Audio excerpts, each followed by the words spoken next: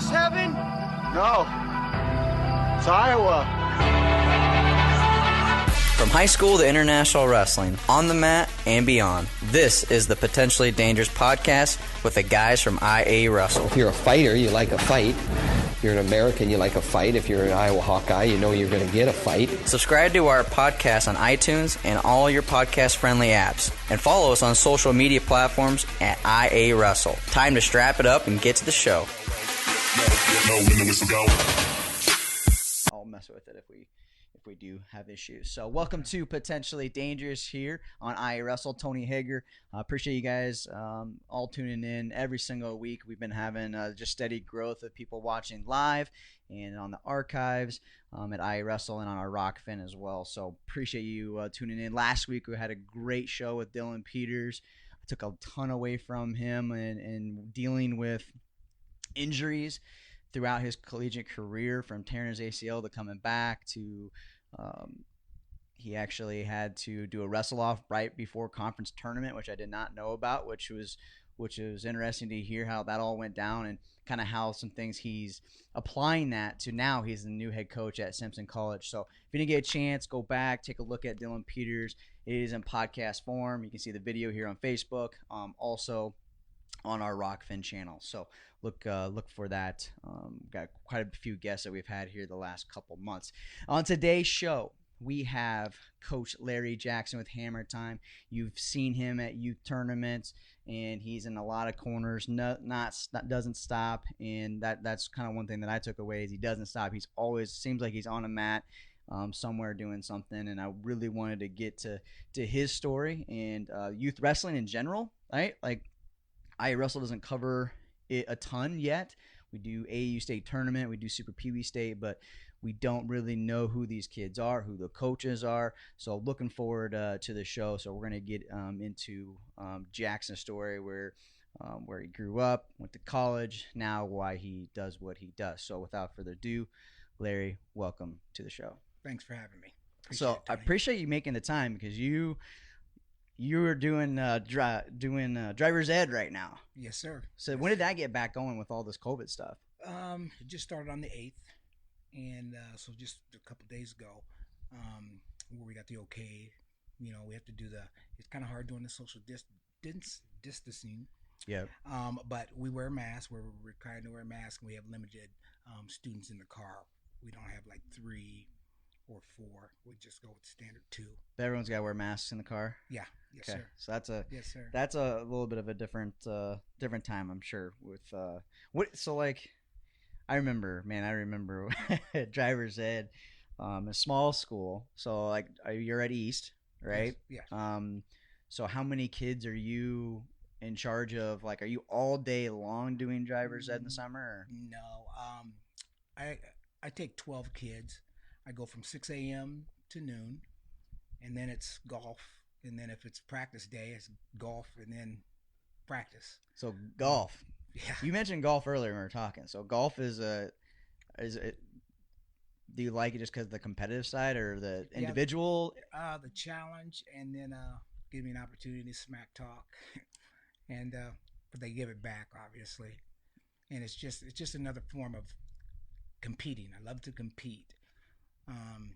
But I take my losses, I take my lumps, and I get my victories. So it's a passion. All right, so let's get into who you are, why you're on the show. So you're head coach of Hammer Time. Are there other coaches involved at your club? Yeah, one other coach, Rocky DeBolt. Okay. He's a former athlete of mine, wrestler of mine. Great man, great coach. Pretty blessed. Just a little quick story about him is growing up, I wanted to bring him along. When I decided I was going to do this Hammer Time gig, there's something special about him, and he had a lot of ways, and his belief, the way he carried himself, the way he treats people, and so forth. I had to have him on my team to be able to do what I do, because he's a split image of we're a great team. How long did you coach him? For all 4 years of his high school career. Do you think did he have that right away when you knew like you wanted to do it with him, or did he just buy into what Well, you were? and I know he won't mind me saying this, but when I met Rocky, um, people would say things like, for example, that he's racist and that, but I felt none of that.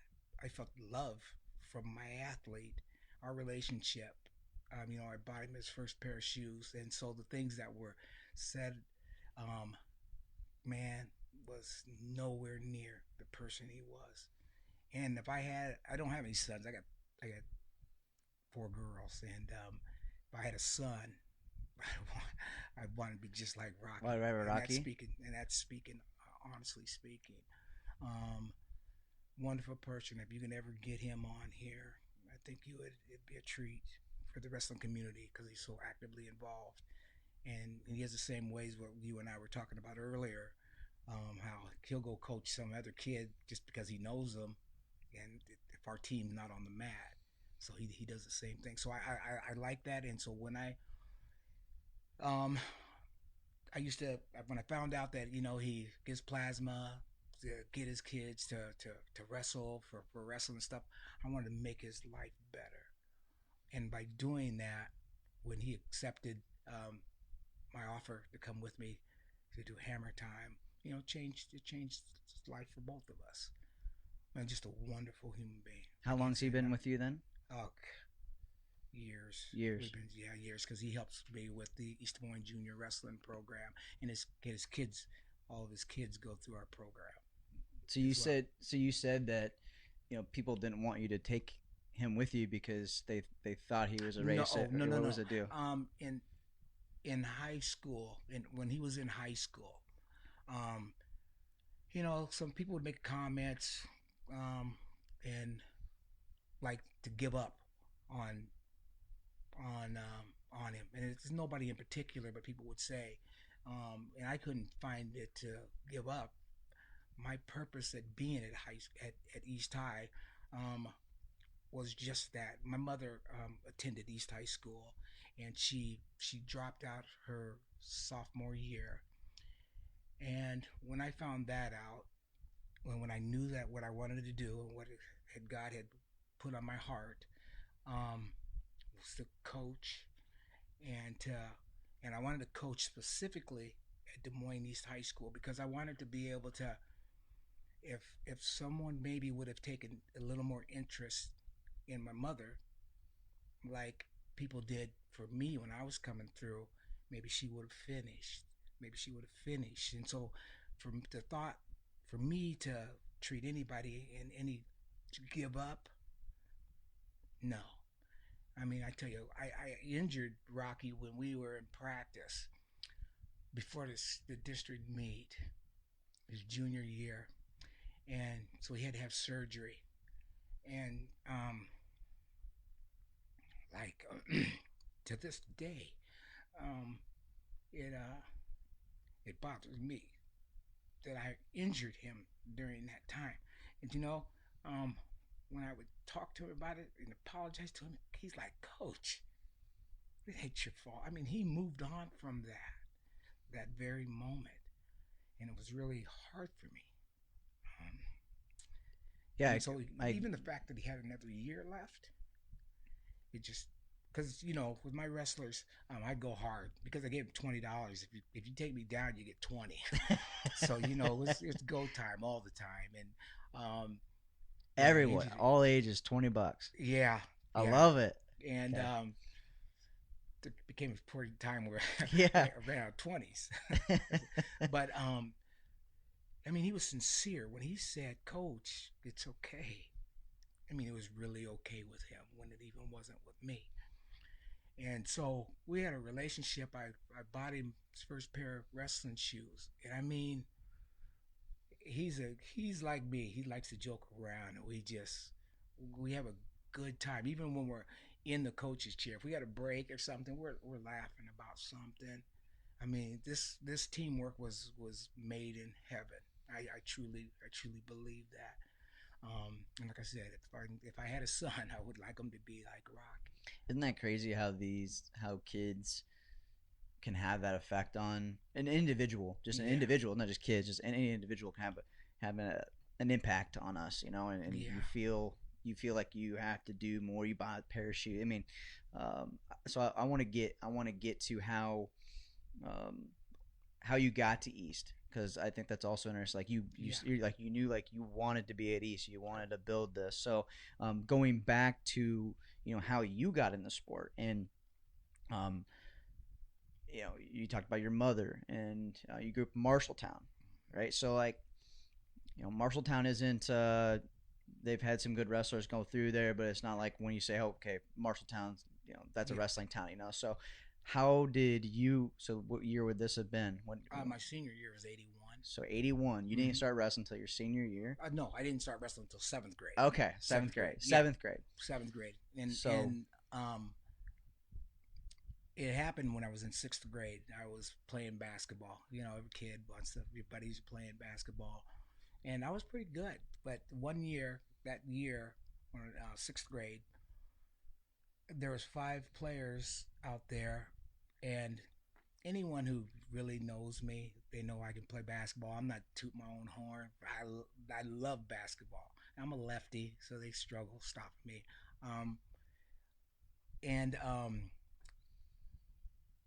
God, I just lost my train of thought. I apologize. But, how you got into it? You said you're good at basketball. I was sitting there, and then I'm looking at the 5 players playing, and I'm warming the bench, and but that was the judgment that the coach made.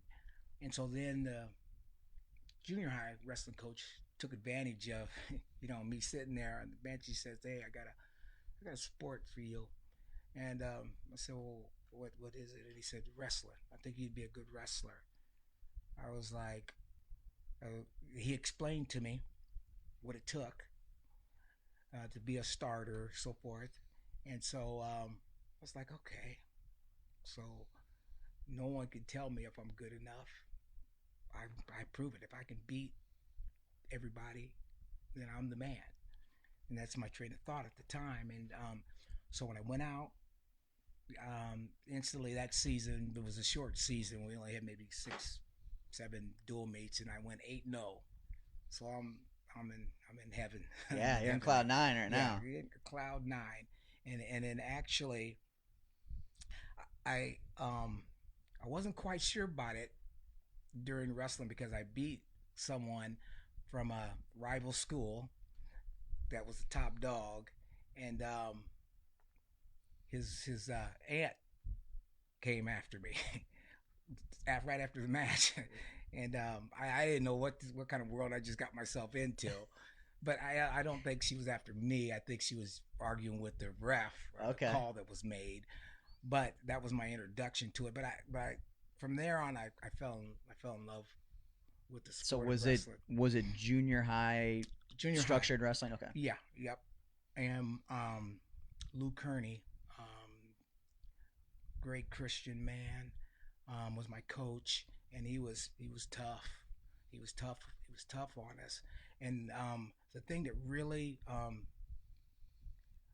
touched my heart is that after a while, Coach Henning showed me that he cared about me,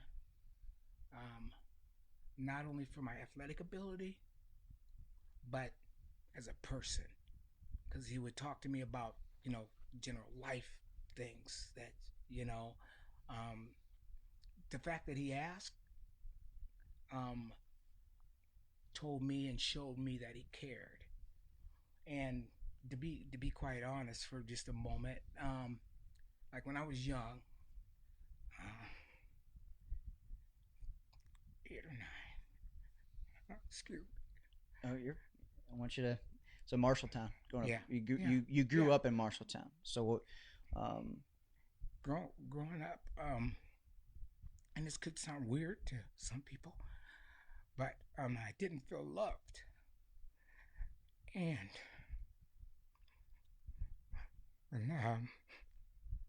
sorry. Coach gave that to you. He talked to you. When Coach would talk to me, Oh man, he had me wrapped around his finger. I instantly fell in love with Coach Kearney, and whether it was or not, I felt that like he loved me. And I do like to clarify something though, and in all fairness, that my mother had 5 jobs between my stepfather and her. They had 5 jobs, and as a growing up, I never took into account that how much work they had to do to give us the things that we have. And so I remember one day she was laying on the couch. She always needed her back rubbed, and I didn't understand why I was the chosen one, and I only understand now because I have arthritis in my back, and only now do I understand. And I was massaging her, and then I kind of jumped over the couch. I didn't jump over the couch. I just got over the couch and just wanted to like cuddle, right? Mm-hmm. And then she said, "Boy, get off me." And it really crushed me. And she didn't mean to do it, and I didn't know why it happened and why I felt like that. But it was. So I lived. So I kept it to myself. I never told anybody. But in fairness, I understand she was tired. She had 5 jobs. How many she had yeah, because we would clean. We'd have to get up and clean Hayes Hut, Cecil's Round Table, and Caldwell Meat Market before they went to work. So wow. we would get up, and so I understand more as I got older, because my wife now, her and I have 5 jobs, and it's just I understand more, and I didn't then. So I felt like that my entire life. And so moving forward onto high school, Phil Henning, same thing. He would talk to me about other things, and he showed me that he cared about me. And I'm sure he treated everybody the same way, but it was just something that I needed in my life, because I used to do negative things to get attention. Whether it was negative attention to me, it was some attention, so to take it another step further, one more thing that I have to give credit to is I was doing minimal work in school. I really wasn't focused, and my algebra teacher, I was failing an algebra teacher, and she told me to come in after school one day, and I'm thinking I'm in trouble. I didn't get my assignment turned in for algebra, and she said, and so when I came into her room, she said, "Larry, I was frightened to go in there actually." And she said, "I want you, because Tony, I'm the most competitive, sometimes to a fault, person that you'll ever meet. You want to race right now?" I just need I need a few minutes. I got the Nintendo hooked up. You got anything. And she, the blessing, she took the time to figure me out, because no other teacher. It was like a light bulb. She said, "Larry, find somebody in this algebra class to compete against." And just right then, it was like, "Are you serious?" I picked a good friend, and we're still friends to this day, and she lives out in Washington, D.C., Wilma Miller. I picked Wilma because I knew she was one of the top of the charts. And so we were study buddies. I cared. I put more into it. And I ended up getting, I think, a B. There you I had go. to ask Miss Moore, but I was getting an F at the time. And again, there's the sense of love that I felt from Mrs. Moore, Joan Moore. So what year was this in high school? That was my sophomore year. Okay. And the thing that was so important, that she found out what I didn't know, what made me tick. She found out what made me tick, and it changed my whole life. And I did not know she was part of Iowa State Cyclone Booster Club. I didn't know that they were actively involved at the time. So she was wrestling. She'd always ask me about my wrestling, but I didn't know that she was heavily involved like that. So I'm forever in debt to her because she changed my life. She changed my life. And so going through that process, I knew in my heart what I wanted to do for the rest of my life. I wanted to be a coach. I wanted to have my athletes sincerely feel that I loved them, each and every one. They can't tell you, I don't have a favorite. They're all equal. And every day that I wake up, and even with my school teaching, I wanted to be like Lou Kearney, Phil Henning, because they were both my PE teachers and they were both my wrestling coaches. So I couldn't wait to get out to the real world. And I knew probably like in my late 20s that I have a heart of gold, and I seen that my mother had a heart of gold, and I can't hate anyone. I could be sitting across the table and someone call me a nigger. Now I know I shouldn't maybe be saying it on there, but it doesn't. You don't know me. Whatever that means to you is not me. But if you take the time, you'll find out that I'm a human being, and that's what you should look at. And so every day, I mean, when I go to school, whether it doesn't even have to be wrestlers, my kids at school, my elementary kids, I love what I do. I'd go crazy. I'd go crazy if I wasn't helping some kids. And I love the parents. If I have an enemy out there, because I try not to, I don't want an enemy, and not based on my color. I love all people.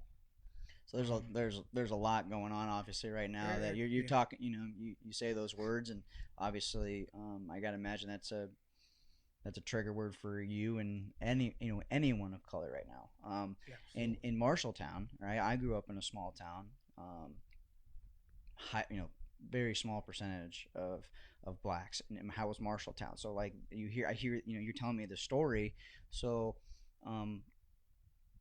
let's be honest, like the sport of wrestling, dominant by a white, right? And not on the mat, just percentage wise of how many white males and females we have out there. So like, how do we get, when someone said, hey, you come out for wrestling, Larry, like, did that come from a white coach, a black coach? How do we bridge that gap at a younger age to see people, hey, you don't have to play basketball, come out for wrestling, right? Because it changed your life. Literally. It literally changed your life. It absolutely did. And I didn't even see color. I seen them as human beings. And being from Marshalltown, I didn't know that blacks couldn't live on a certain side of the tracks in Marshalltown. Really? I never knew that. And I later we took a diversity class, and I learned that from a gentleman from Marshalltown who got up and spoke. And so I naturally got up and said, that blows my mind, because I lived there. I lived through that. And the only time that I remotely can think of playing football, and I stiff-armed a guy, and a 29 sweep play. You remember the play? I love it. The play. I stiff-armed him, and the referee blew his whistle and said, stiff-arming on the black boy. And I was like, so I had to look down at my shirt, my jersey, to see if I had I was like, why black boy? Why not 24? Mm-hmm. And so I just hushed myself. I didn't even think. I just didn't know why he didn't. It wasn't a racial thing in my mind. It was what about my number? You're calling out numbers, but living in Marshalltown, I never experienced. You couldn't tell me in a million years that it was happening there. But this gentleman assured me. The teacher, or the person at the in the class. Okay. He that just stood up. He's general. But I couldn't understand because we had relatives on the other side of the track, and so it didn't make sense to me. So that left me in confusion. Do you feel like your family kept you from that? They didn't let you do certain things so you wouldn't have to face racism? No, because in Marshalltown, I had a lot of white friends, obviously, to this day. And my cousin would hang with my cousin, and then the rest were primarily all white. And we stayed overnight at each other's houses, and so it was really mind-boggling. But I don't want to be ignorant to the fact if he, I believe him, but personally, I never experienced it. And only one other quick incident that I know of and can think that would remotely be considered racism is my brother went to the barbershop with his friend, and then the barber said, "We don't cut niggers' hair here," and gave him a sucker, and then so he just waited and I only know that because my brother told the story, and then so the guy gave him a sucker, respectfully, and so those were just the two little incidents that I can honestly say that I felt growing up, but I can't say that it didn't happen. Things didn't happen. Okay, so that's encouraging to hear. Yeah. I mean, none of it's good. The instance that you did have, but that's as an Iowan, we want to think that small town. I grew up in a small town and did not get exposed to different race and languages and any of that stuff. So I mean, it's just good to hear that. So going, wrestling changed your life. Then a teacher changed your life, and throughout high school, you wrestled, right? And then, and I know you went to the next level. You went to college. Yeah. Was that something? I went to Ellsworth. Yeah. I wanted to go to Iowa State. And my reason, I love the colors. And I know this is kind of throwing this off right now, but this is for Adam Fellers. And he make that for you? And Rocky. I know I had it made, but I wasn't sure about if he'd be here today. But and my assistant coach Rocky, he's a Hawk fan. But I can wear their colors. I still love Iowa State till death do me part. So yeah, that's how the old shirt thing came into play. There's after wrestling at Ellsworth, and then Iowa State, I had an opportunity to be the head coach at Ballard Huxley. My first year I was an assistant, and then for the next 8 years I was the head coach. And people would say to me, or they'd ask me if I experienced any racism whatsoever, because you got that small town mentality. But I can tell you, with all honesty, never once did anybody, for those 9 years, did anything happen, or anybody say anything, or it was great. I went to the homes and celebrated graduations. Like I said, I'm a people person, and if you can get to know me, I'm no harm. Yeah. I'm just like anybody else. And so the things that are going on in the world today, I do believe have been happening for a long time. And you see the snips, and then the day you just move on. Nothing happens, and you move on. and I do feel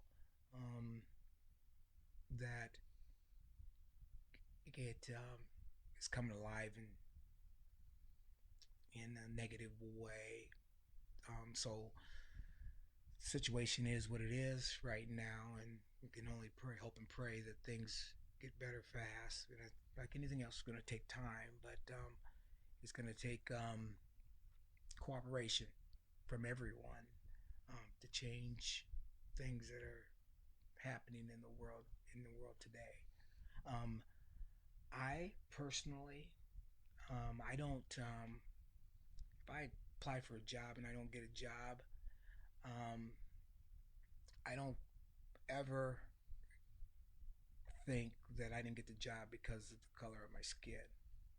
Me personally, somebody was better, and then that just increases my competitiveness. Okay, if I didn't get it, I had to do something to get better, to present myself better, in an interview or what have you. I've pretty much gotten everything that I have in that my needs by trying to always do the right thing, try to treat people as I want them to treat me, and even if they don't treat me that way, I don't change who I am. So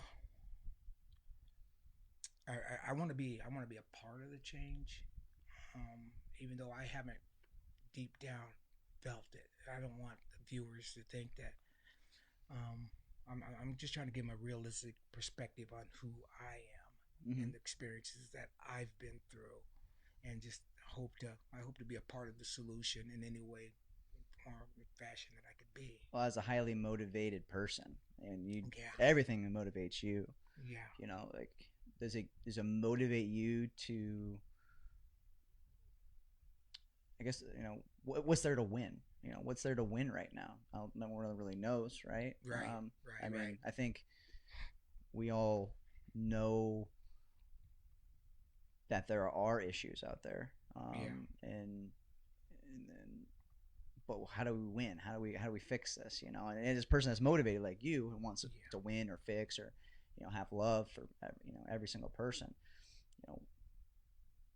Is there something that you personally can do? Is there something that you personally get me involved or somebody else involved? Hey, let's go do this. Like, this is what I think I would. Is there anything that you've been thinking of?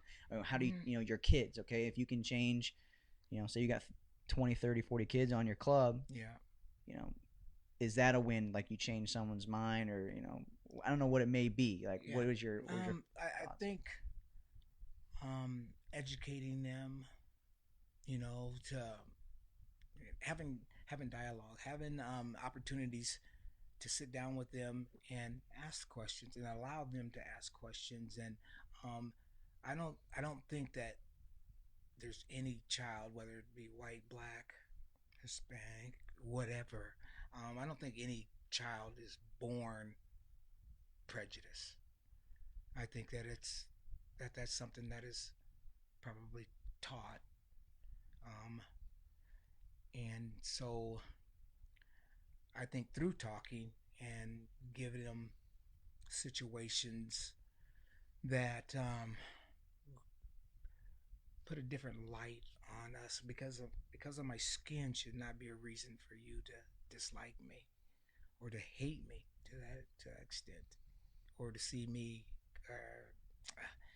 Here's the thing that just about your story here of that junior high coach. He grabbed a hold of you.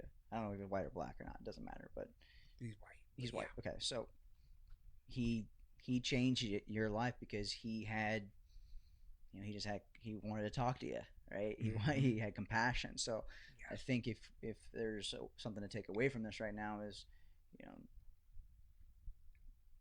he probably didn't go into that conversation thinking like, hey, I'm going to change this kid's life. He just went in that conversation to have a conversation. Yeah, absolutely. So, we need to have those conversations. And one thing in life, and this is obviously a wrestling show, we're talking wrestling. So, yes. I want to know if there is racism in our sport. Do we just brush it off like that's what it is? And I want to get to that later here a little bit. I know we got on that subject. And, Yeah. But I think your story is very important for me to know and to tell, because the sport of wrestling literally has changed your life. So people say that, but yours, from your emotions, tell me that. Mm-hmm. So you wanted to go to Iowa State. I want to go back here. Yeah. You wanted to go to Iowa State. You go to Ellsworth, and you compete there. And with the hope, like, how did you say, hey, I want to be at Iowa State? Like, did the coach Nichols at the time, he say like, hey, you got to go do this in order to be here? Yes. Or was it grades, or what did you have to do? That was your next motivation. What did you have to do to make it happen? It was pretty simple. He said that if I can become an All-American, he'll give me a shot. And so to me, because in high school, like I said, I got beat. I looked past Bass. Not to take anything away from Coach Bass, great athlete, great human being. We established a great friendship on that loss. He teases me all the time. So what was your question? So how did you? What was your motivation to get to Iowa State, going to Ellsworth? What did you said, Coach, you had to be an All-American? Yep. So you get that job done. Yeah, I placed second in the national junior college championship, and then my sophomore year, and then at the same time I was wrestling against Iowa State. When I was at Ellsworth, we'd wrestled the second guy on the at an open turn or something. Yeah. Well, they would come to Iowa Falls and they would wrestle us. Okay. And I won my freshman year. I was one of the few to win for Ellsworth, and then the next year, again, I won against Iowa State, and so I think that kind of that gave Dr. Nichols some opportunities. He wasn't there at those meets, but I kind of got my name out there a little bit, and so he kept his promise. The next year, then I became the first ever national champ at Ellsworth Community College, and so then they scooped me up, and so it was like a dream come true. And again, the colors, I just loved the colors, the Iowa State colors. Lenahan Middle School in Marshalltown was the same color, and so it was like a dream come true. And then how did we were talking about your mother in junior high. You're getting to your dream here. How did your family react to you getting a national championship, able to go to Iowa State? What was that like for your family? Do you remember? It was huge. My mother, she came to one wrestling meet. I don't know if that's the one I allowed her to or what, but she came, and she was instantly banned from that day. We were wrestling against Drake Bulldogs, and third period, my choice, I choose down, and my mom screaming, "Get off my baby, get off my baby." And if she just would have waited about another 30 seconds, I would have been out, But I hear this as I'm wrestling. I'm like, oh, never again. So she was banned. She was barred from any other competition. Yeah. But she was proud. Yeah, she was very, very proud of me, and I know my stepfather was proud of me because where he worked, all his Fisher's Control, they'd all say things to me. So you get to Iowa State, and you got that next goal. As a motivated person, you get your goal at JUCOs, and you get to Iowa State, you get to wear the red and gold.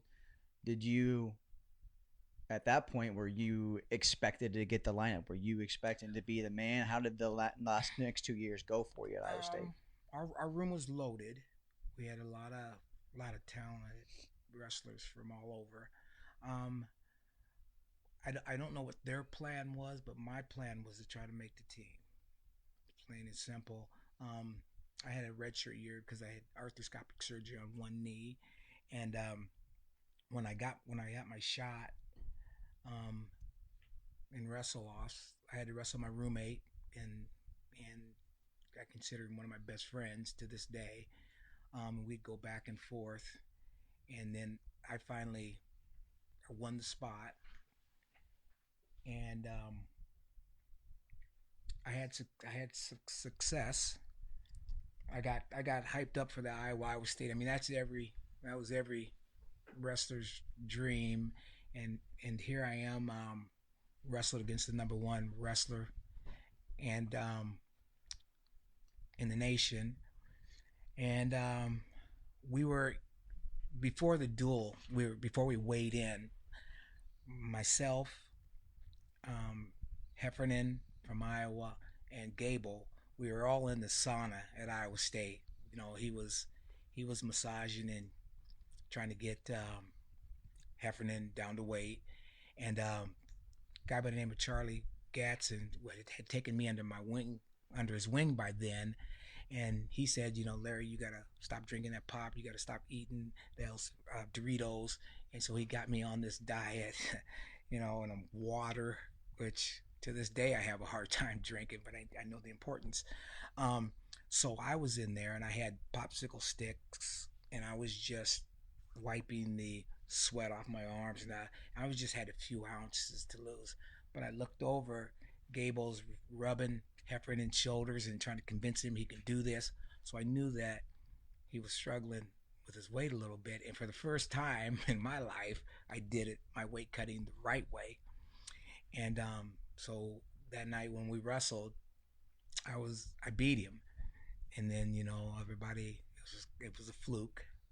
That's what it appeared to be to them. But I believed that it wasn't. And so then it's time to go to Iowa City. And now, oh boy, here I go again. And we wrestle, great match, and I beat him again. So along that time, I knew that I can compete at that level. Now there are some guys that I lost to that, just beat me. No excuse. I remember wrestling Hasselrig from Oklahoma. We tied, and he was a big name, and I think he became an All-American. And I knew that I can roll with the big boys, and then at that time, going to the nationals, I looked past a young man, Hasselrig, and he had I believe a brother that was heavier. And last few seconds, I was trying to score, and I was already winning by 1 point, and then he countered, got behind me, and the opportunity to wrestle Heffernan again.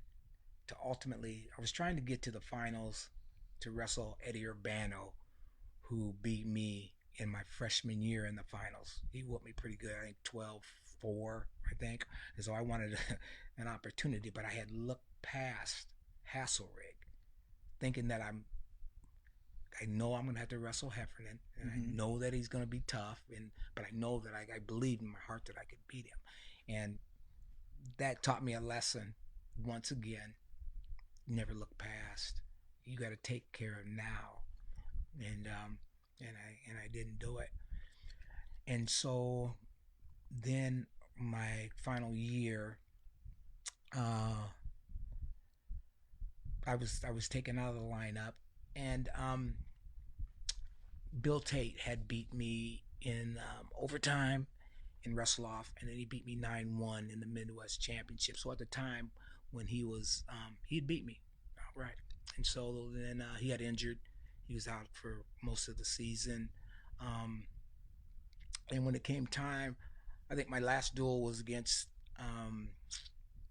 Clutter from UNI, and so I wrestled against Clutter.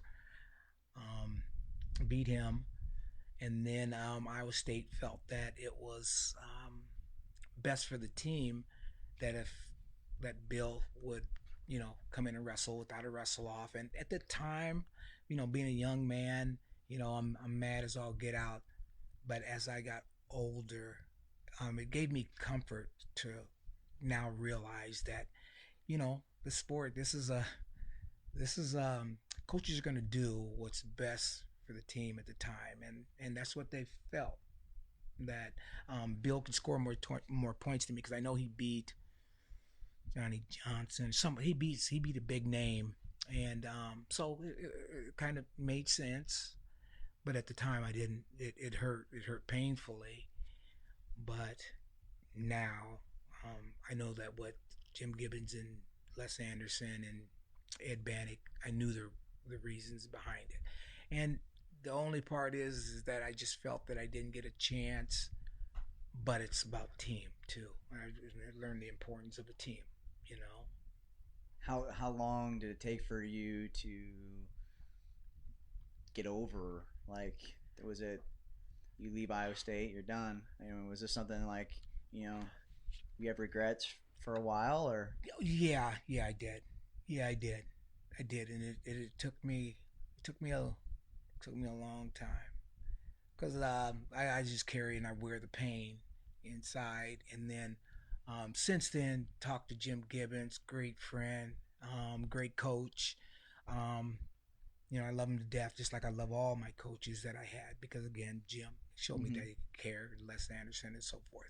So those things that meant a lot to me. So that has eased my pain. That pain is gone. Yeah. All right, so you're done at Iowa State, and how do we get to East? Where does the road take you there? Because you're teaching. Yeah. Yes. So. Yes.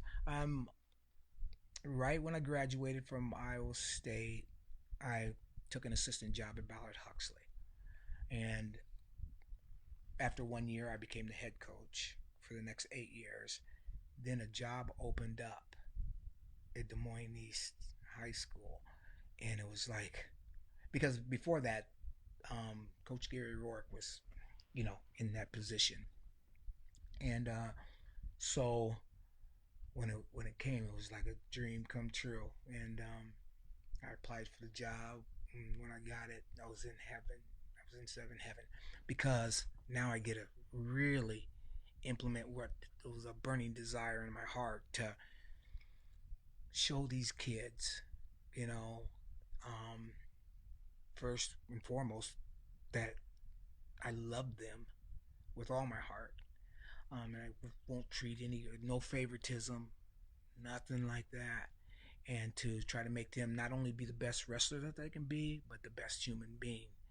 And those were some of the best, some of my best days, and it had this challenge, and what I was searching for, I didn't hope for, but I knew that there'd be kids that just,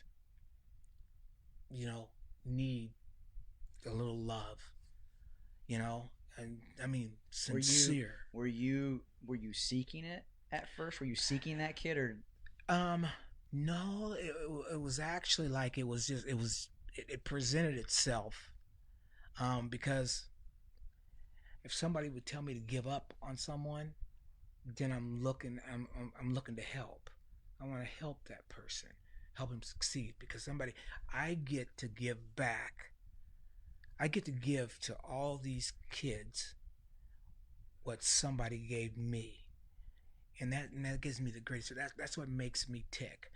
Like I said, I could retire this year, but there's my heart. I'm not ready to retire. I love what I'm doing. I love what God has for me. When I realized my calling in life real early. So you're the head coach at East. Mm-hmm. I was there for 16 years. 16 years. Yep. And built relationships with people of all ethnics. It was a good fit for me, because to tie in the wrestling aspect, we were ranked in 2007. we were ranked in the top 10, and that's huge. And we fell short. A couple kids lost in the semis and so forth, and those were probably the best years that the kids that we had. And we had beat Southeast Polk, we beat Valley. We had and Southeast Polk, we had never beat Southeast Polk, and that was my first year on the, so I don't take all the credit. I give, matter of fact, I give credit to Gary Rourke, because those kids were there before I got there, and so we were blessed. We were doing amazing things. Great group of kids, and I was in heaven, like I said, because some of those kids were struggling. Some kids had to work and do school and wrestle, and so you had to have some type of leniency. And some people, get rid of him, but they didn't know, and it wasn't their business to know the kid's situation, any given kid's situation. I remember with one of the parents, we went to one of the wrestlers, and and I didn't remember this. A dad reminded me that just recently, that we went to a young man's house to recruit him, to get him first and foremost to come back to school, and second of all, and then to come back to wrestling. And the dad was adamant about him, and he wasn't hearing it until I just said, can he at least finish school? And so, my interest was still there for him, despite the fact that he wasn't going to be able to wrestle because he's going to be working. But it meant a lot to me that's because that's the kind of kid I came here for, not only exclusively for that kind of kid, because I'm there and I'm helping other people that don't need the love, they don't need the assistance. I'm there as a full-blown coach. But to be able, that young man came back to school, and I didn't even remember the story, but a great friend of mine, Dennis Salone, had reminded me of that, and as he was a father to see that, and he thought it was kind of neat, because it showed that I care about him as a human. The wrestling element was taken away, and so but it didn't matter to me. I wanted to see him succeed, and he finished school. And so, have you talked to him since then? Have you talked to no, not the dad, but no, because he was trying to tell me which wrestler it was, okay. But that was just stuff that I do, and I don't. I'm getting old. I'm 58 now, so the memory goes. No, I get it. Yeah, it was just recently that he had said that, and he actually, I'm up for an award. I've been nominated for an award, and I believe that he wrote a letter. There were some letters by some parents and so forth, and people from the community. And I guess that he wrote something to that, and I haven't read any of the letters because you're up for an award right now. Yeah. What is it called? This is for the official nomination to state chapters for lifetime service to the sport of wrestling. Awesome. So yeah, about 5 years ago, I was nominated, and this again just tells you my thinking. A guy by the name of Ken Essling won it. And, I'm a Ken Essling fan because of the man that he is and the coach that he is. And so I didn't, that wasn't enough. I could have oh, yeah, I'm black, so they didn't pick me. No. I wasn't good enough there. And I agreed that Ken Essling is he's just a wonderful human being. And in fact, he was set in on my when I applied for the job at East, he was part of the crew of the selection, which I later knew. So yeah, it's just everything goes goes around, comes around, and so now now you're doing Hammer Time, right? So you stepped away from yes the high school official.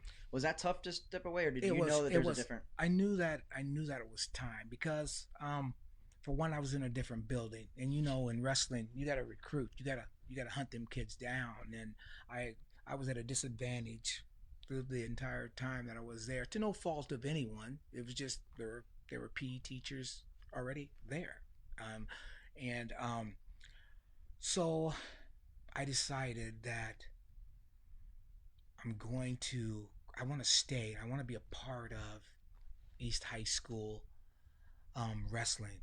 I didn't fulfill my goals and my dreams, and so I thought I can help. And what better opportunity than to start with the little guys, the little kids. And so I took over East Des Moines Junior Wrestling. What year? How long has this been now? Years. Years. I've been there forever.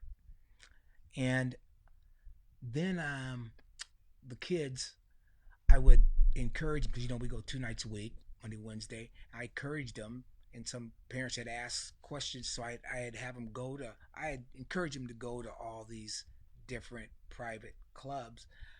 But about a year or 2 later, when I looked around, and one of my assistant coaches went to like Carlisle tournament, and then one team, parents from this team says, "Man, where's all your wrestlers?" And they're talking about primarily the studs, and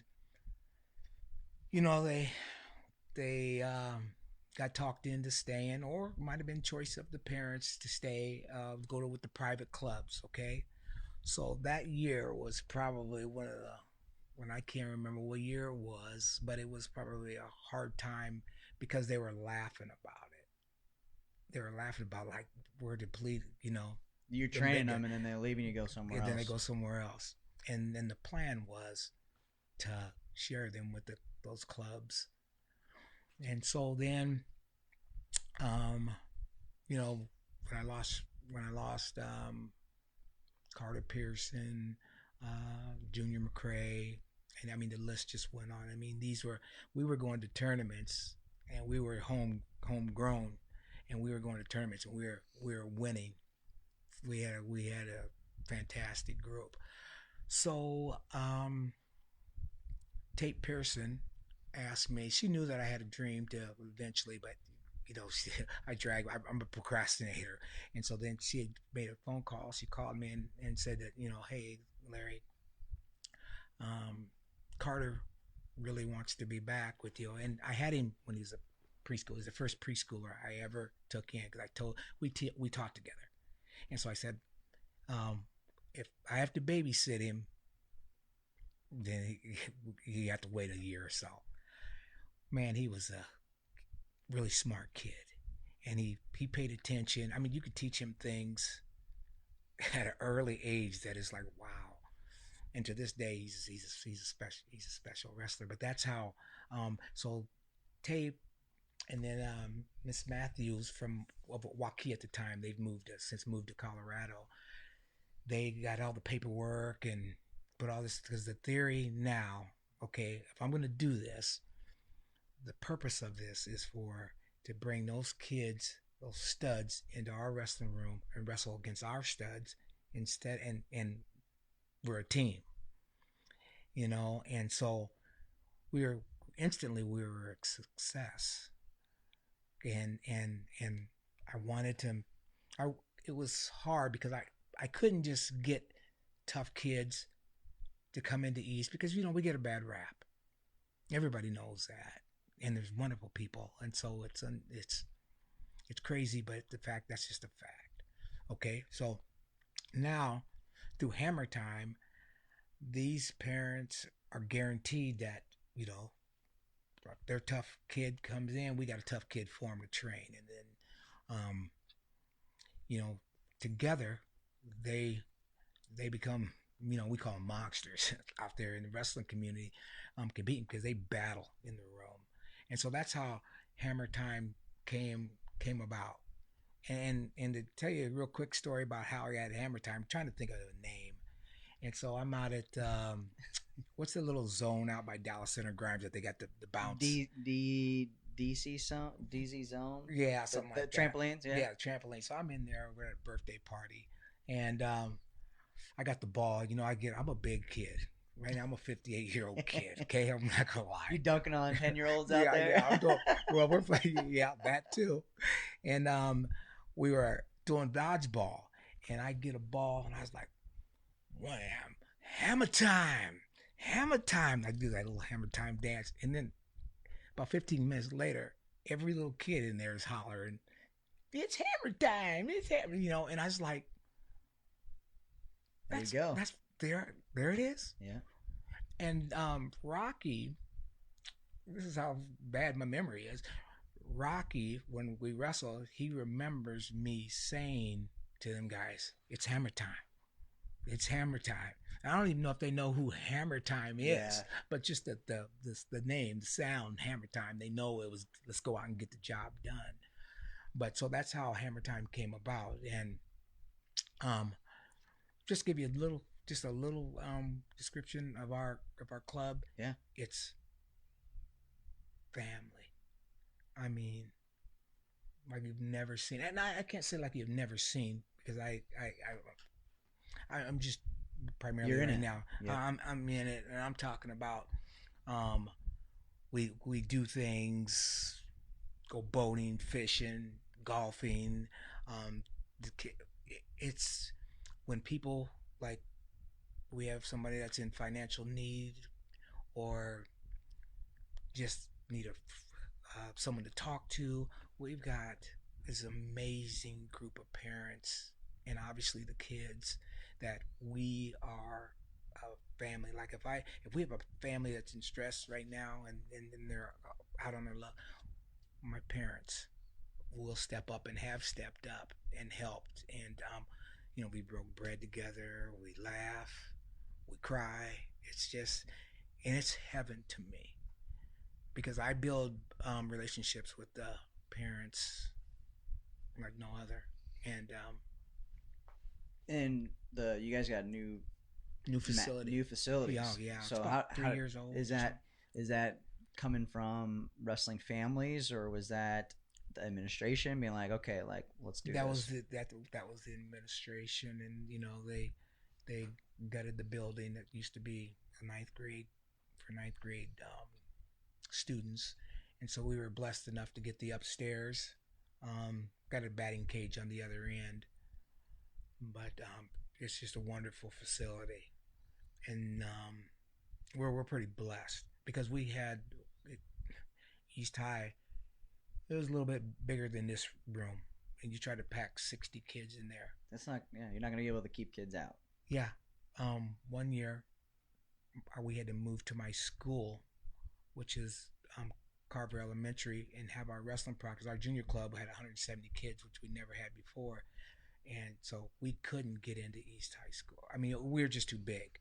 And so my principal over at Carver allowed us a couple years to have whole practice over. Because I got elementary, I got one of probably the best gyms, big gyms, and we throw down 2.5 mats and get to roll them up, roll them back every day. Every day. Yep. Every day. I love that. I mean, I already knew that was going to be the story. Like, yeah. Every day, like, hey, we'll do whatever we got to do. Just give us a room. We'll roll them up every single day. Oh, man. Yeah. So that room has been a blessing. It's definitely been a blessing. All right. So what has been with Hammer Time and going from dealing with high school kids to the young kids, right? Mm-hmm. You're talking preschoolers here. Yeah. What has been the reward for you? So one thing that I do notice, a couple things from when you're coaching and some looking through some pictures, is you're always flexing. You always make them flex in their pictures. Is that just something that? Yes. Yeah. It's a good question. Is there something, that philosophy that you have there? We flex that, and you'll notice that it doesn't matter if we're on the top of the stand. It doesn't matter if we're on 8th place. It doesn't matter. We're satisfied with our performance. Win, lose, or draw. This, and we don't flex over someone. Yeah. We teach our kids that you never get a second chance to make a first impression, and it's important to me that our kids conduct themselves in that way. So we don't do that as a negative towards anyone. We just do that. We're pleased with our performers. Normally you're sitting down here in the 7th place. I mean, you don't in your mind, you don't have what it takes, but no, be proud of what you just did. Win, lose, or draw. Our kids, and I'm sure the kids all over, our kids are fantastic. You'll see our kids help people up. Our kids hug. I know wrestling is let's go get it. And our kids got big hearts towards other people, the people that they compete against. And then the next thing you know, you see them over there, their buddy, they've got a new friend. Yeah. That's taught though. That's taught. Yeah. That's coming from you and Rocky, and I'm sure other folks at at East. And we talked about, I don't know what year it was, but East, with Dentis and Espelin, most people. Yep. In the past, I strictly remember this. I remember seeing Espelin. Someone told me this kid's gonna be really good. Yeah. And someone told me he's not. He likely won't wrestle at East. He'll transfer out. He'll go Yep. somewhere else. That's what's happened at East. The kids have come, just like you said. This is why you're creating Hammer Time. So yes, for you as a coach to see those kids come through the program and stay together at East, what was that like for you? It was like a dream come true, because I knew that every year we were dealing with some other kid from some other team becoming friends, which is great, but in some cases there was a hidden agenda. Yeah. To try and coax. You get buddies, and then you can promise them the world. We can be state champs, teams champs, you champ, and iron sharpens iron, and so it was tough. And to see them together and to see them do something historically at East High School was just unbelievable feeling. Every one of those wrestlers, Rocky and I, we have special relationships with those guys. They're super guys, and their parents are fantastic. Did you see or feel the effect that it had for the trickle down of junior high, the kids club, of those kids having the success at East? Finally stay, they buy into the program. What kind of effect did that have throughout the program? It had a huge effect, because back in the day it was somebody, this team, I'm not going to mention any schools, but this team wants me. Who don't want to be wanted? Yeah. And promise, the facilities, the workout partners. So it was a challenge, and I think Coach Jabu did a great job because it wasn't easy keeping them kids, because it was like a shark pull. People were trying to pull them. So it was just a great. It was just like, finally, and get the younger kids to see that if you stay together, good things can happen. And so we're hopefully will continue that in conjunction with East Des Moines Junior Wrestling and Hammer Time, because when I got there, we a guy by the name of Sam Hager did a fantastic job. Wonderful coach, respected, hard nosed, get kids to compete at a high level. We just took it to a level where we travel around the country. Sometimes you can be big and bad here in Iowa, but you go get a little taste of honey, you come with us, and it's good to see. Like my nephew, Amir, I seen some things. I look for growth, like I do in any athlete. And he one night he gets beat on a Friday, and now he's got to wrestle that same kid in the tournament and see what can he do, what adjustments did he make, and then to see him win the tournament and beat the guy that just beat him the other night, and you see that kind of growth. But the competition out there is unbelievable. The one thing that I think is important right now is that you don't pound these kids. They're so young. Some of the parents are a little too hard. I don't know what were you doing at age 7? I was wrestling. I was wrestling. You was wrestling. Okay. Well, you're one of the few pound for pound. There's me. I think it wasn't until 7th grade. But these kids that are 6 years old, 7 years old, some of these parents are a little rough. Mm-hmm. And one of the things that I do when I host 2 tournaments every year at East High School, and if I can touch on this for a second, is that we have a code of conduct. One of the things, and maybe this is a great platform to mention this, one of the things that really truly hurt my heart when I see when people would come to our tournaments, and verbally abuse is just as bad as physical abuse. And to see the way these fathers and mothers treat these guys. And one year I seen a dad pick his son up by his headgear with his head still in the headgear, and things like that go on. So I make the effort that before we start the tournament, all right, we have a code of conduct. I have a code of conduct for the athletes and for the parents. And I make this speech. First of all, I bring all the athletes down. I tell them what their expectation is, and give them details. After you get off your mat, go get a drink, go to the restroom, get something to eat, come right back, and so forth. How to get them in and get them out, because sometimes tournaments try to hold you for hostage because you get more money out of the concession stand. Yeah. But I don't do that. Our tournaments are on a Sunday, so I want to get them in, get them out, and go through your family affairs. So talk to the kids. I ask them, and I don't make them.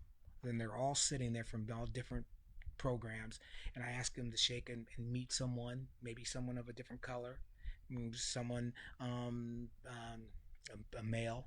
Go over and introduce yourself to the young lady, and so forth. And so it gets up, and it's just, to me, it's just a beautiful thing, because some kids get out of their comfort zone and they'll go over. I ask them, if you're not going to be serious and it's okay, then I just ask that you don't do it, but make it sincere. And then I give a real quick speech to the fans, and I ask them, if you're going to be here at this meet, there's a code of conduct that we hope and pray that you honor. And one of them is that they realize that kid that's out there, maybe you have 8 mats going, but you got a kid. That kid, to him, it feels like all eyes are on that match. And so this kid, agony of defeat, he gets beat, and now he's got to walk over to a mom or a dad that's just growling at him, or throwing his gear down, his sweats, and stomping out, or taking him out by his headgear, screaming at him, taking him to the bathroom. There's nobody on this, and I tell the parents that there's nobody on the planet that they would rather please, but when they come to you, you publicly humiliate your child. That's a form of abuse, and that's not welcomed here. And they're also receptive to it, and actually they thank me for doing it. And I'm not wanting to toot my horn, but it's important, because here's my thought. East High School is supposed to be a safe haven for children, correct? Correct. Now that should not be from 7 a.m. till 4 p.m, and then that's not honored. So when we have these tournaments, and you see these parents conduct themselves in that way, is just, it shouldn't be allowed. No kid should be able to come in any gym and be treated that way, and feel like that's okay, because they're not welcome at mine, because I can't watch it. It's painful. It's painful to watch, quite frankly. Our kids have to. There's no option. When you get done, you shake your opponent's hand before and after the match. You shake the referee's hand before and after a match. Even if you think you just got ripped off, you just got cheated, okay, bad call, whatever the case may be, and then you go shake their coach's hands. Well, I take it another step further. I will go over, Coach Rocky and we go over and we shake the other coach's hand. Win, lose, or draw, we just say good match. Even if we got beat, it's good match. These kids we're here to teach them and be great role models and to be hooting and hollering. Do I get intense sometimes and unhappy? I'll like, go. It's go time and so forth and stuff. And I'm pretty animated. That's just me, and I can't help it. Sometimes I just need to sit down and quiet. But it's hard for me. Yeah, there's a difference between being animated in a corner and yelling and you're fighting for your athlete, right? Absolutely. Than being verbally like, get your ass off the mat, get going, like, verbally, I get what you're trying to say. Yeah.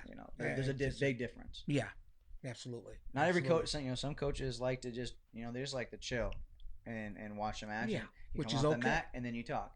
That's a different personality. My personality, I have the same one. Like, I used to coach junior high wrestling, and and it's junior high wrestling, But, yeah.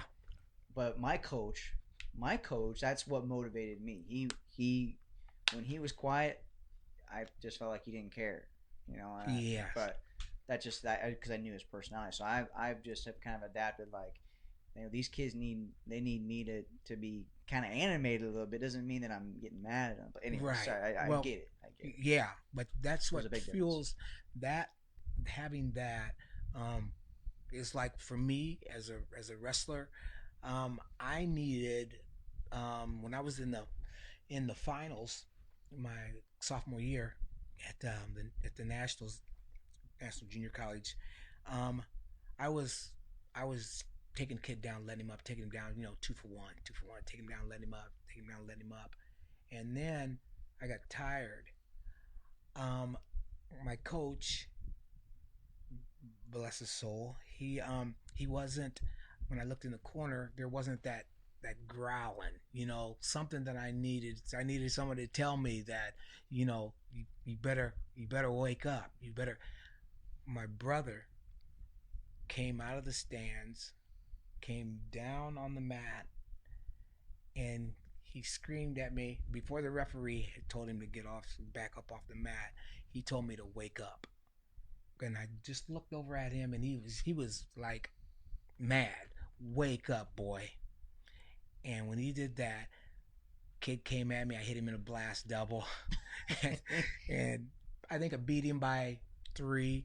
But I was manhandling him. But I needed coach to do something, get up, growl, do something to motivate me. And sure enough, and I give some credit to my brother, because he came down there. If he wouldn't have came down there, I was done deal. I was done.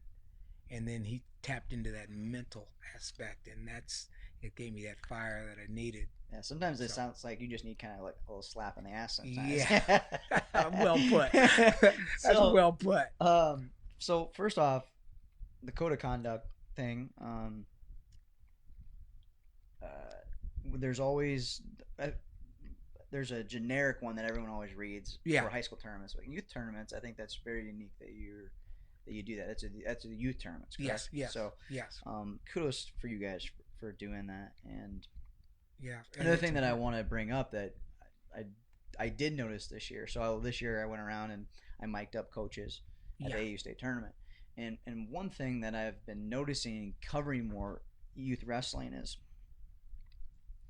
and there's a problem and not a problem with the way I think some coaches handle their programs in regards to, you know, if you're with us or you're out, you know. And one thing that I noticed with you was that I thought was unique, maybe it's not, but I did notice it with you, is you were in corners with Porcelli a couple of times, and that's another club, you know.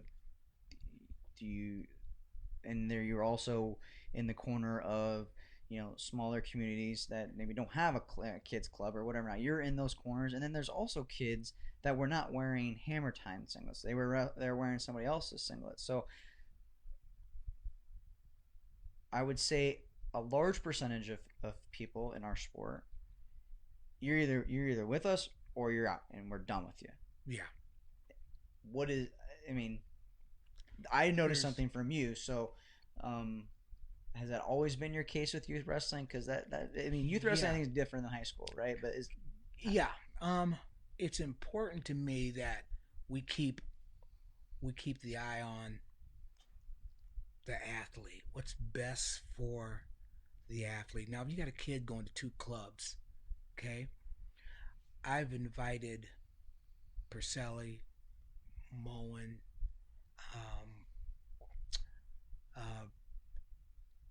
Burton, every coach, because it's not about me. It's not about the other coach. It's about the kid.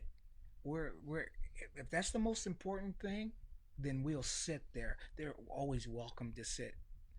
They are always welcome to sit there with me because they go to another club. You know, you're trying to, no coach, and I openly say this, no coach has all the answers. You know, and so knowing that and believing in that, that's all people almost, when Carter Pearson left, everybody was trying to get a reaction out of me that was negative. And not everyone, but I built a relationship with that young man since he was in preschool.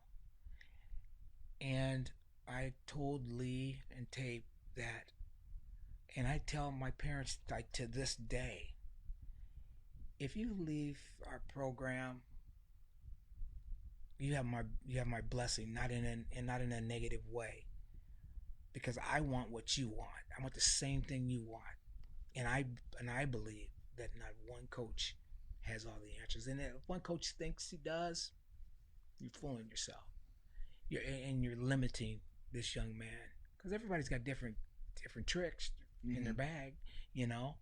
And so, like I said earlier, the relationships that I have with, like, every last one of my athletes, whether it's the girls or the boys, it's special. It's special to me. Carter and I, we golf. Like I said, we golf at least three times out of the week. It has nothing to do with wrestling. Mm-hmm. Carter went to Obasa, He went right? to Obasa, and I think what the parents are doing, and it's a good system. He was at Obasa's for as long as he was at East, and so now they're just, and I think it's wonderful. Now they'll go to Seabolts, and forever how many years, whatever. So he's getting different styles, getting different looks, and it's great. It's about him, you know. And so, you know, you lose a kid like Carter Pearson, you go into slip into the depression. But I was happy for him, and I continue to be. Is it tough as a coach that is highly motivated to change kids' lives, and you want them to reach goals, right? Yeah, you're just as part as their success emotionally, right? Yeah. I would say to an extent probably than any other sport. But was it hard not to take, any kid, but that one in particular, personal at all? Like, did it take you a little while, or was it just like, honestly, honestly, you get a little queasy and stuff. I mean, initially, yeah, it's tough, but don't say you believe in something and you don't, and that not be the case. I just try to be honest, speak from the heart, and but at the same time, I just knew, like Junior McCrae and all those kids that we had that come through. Man, I still got great relationships with them and their parents, which is important to me because this is bigger than wrestling in itself. mm-hmm. This is about, I had the opportunity, we had the opportunity, had in some cases and have in others, but we have an opportunity to reinforce the things that are taught at home. Sometimes a kid, everything that you can think of, kids have come to me. I have one young man who's incarcerated, and he asked me to be the best man at in his wedding. Wow. And so we did it at the facility, and that means, more to me than anything, the relationships that I have, because again, it goes back to, I can do something that'll make that person feel loved, and they knows I'll be there. All the kids. I have one young man yesterday. I'm kind of half asleep after driver's ed, and he wanted to talk to me about his religious. I mean, between he and his fiance, and the difference of, and he values my opinion, because he knows I try to live a Christian life to the highest, and it's in a different light. It all came from wrestling, but look, we're years later, and we have relationships never end, and I love it. When I go to the fair, and I know the fair is not going to happen, I get to see so many people at the fair. And I know it's crazy. People like fair. Oh hell yeah, hell yeah! People are gonna be bummed when oh, the fair gets canceled, man. Because each Saturday night I wouldn't miss for work because I get to see all the families and the love that they show me, and obviously the love that I show them. So my whole life is about wrestling is very important to me because of what it means to be a wrestler, and the things that you have to endure, and the things you have to go through, the highs, the lows, the friendships. There's so many levels of it. There's so many levels of that wrestling, and I'm not saying that other sports do, but I know for a fact what wrestling can do to a human being. And like me, I was a wreck, and then who I am today, I wouldn't change the things that I've been through and things that I've done. I wouldn't change for the world. And to have this opportunity to be a part of people's family, and priceless. And so this teaching, I'm gonna be in this game for a long time because I can't leave the kids. They're not gonna let you out of it. No. Well, I wanted to. I mean, we've got quite a bit of people watching right now, and obviously you've touched a lot of people live. So I want to give everyone that is watching, an opportunity to maybe ask you a question or say something about you, and I want to read some of these for you. Okay. There's just a lot of people that have come up on here, and Larry Jackson cares about all the kids. That's from Richard Riggins. Zach Lewis, do it, coach. Huge inspiration in my life. Thankful for you. Robbie Hardwick says, this is why I have been told to wake up during matches. Makes so much sense to me now. And why you told Jordan to wake up in the finals during state. Ryan Miller, the man, Richard Riggins, Larry Capel, Jay Groff, fellow coach here in Des Moines Metro. Great stuff, Larry Jackson. Marquez Lewis, amazing man, has done so much for so many. Love him. Scott Turner, incredible coach and great friend. People were asking how they can vote for the award. Is that something that people can vote for, or is it is with Iowa WCOA? Oh gosh. I'll find it for you guys. I'll figure it out. We'll figure that after this.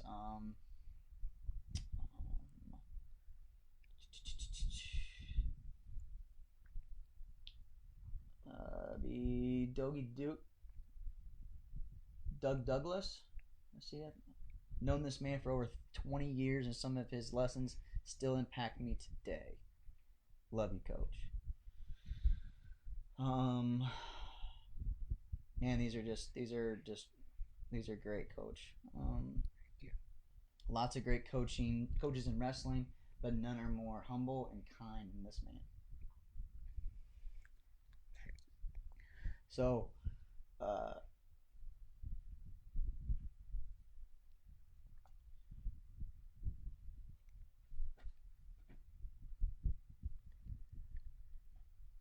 touched a lot of lives. So thank you for coming on the show. Thank you for giving me an opportunity.